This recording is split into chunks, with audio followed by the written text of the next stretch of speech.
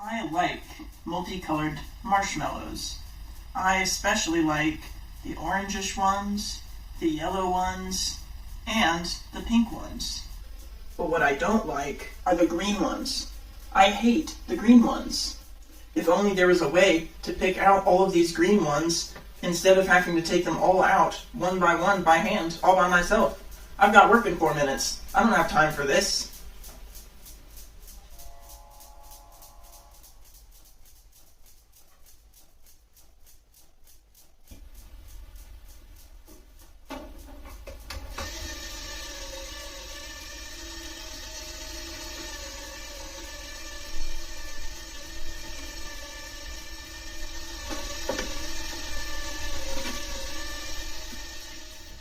Diving into the code now, we can see that after the Arduino receives the red, green, and blue values from the sensor itself, these values undergo a series of comparisons to determine which range these values are in.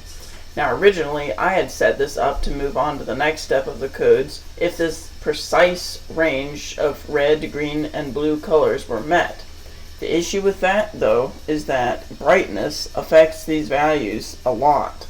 These are not isolated color values, so we need to isolate these from brightness being a factor. I'll show you what I mean.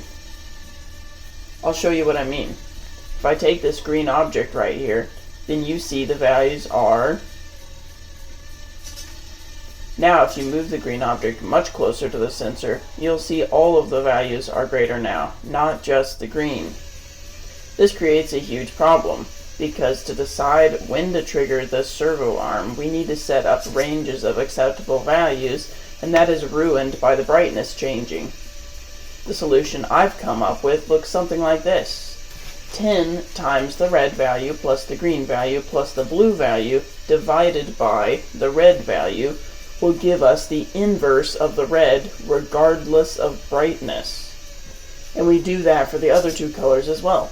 So now with those values printing out in the serial monitor, when I hold up the green object, you'll see that it is the same value as when I move it up closer. It basically stays the same.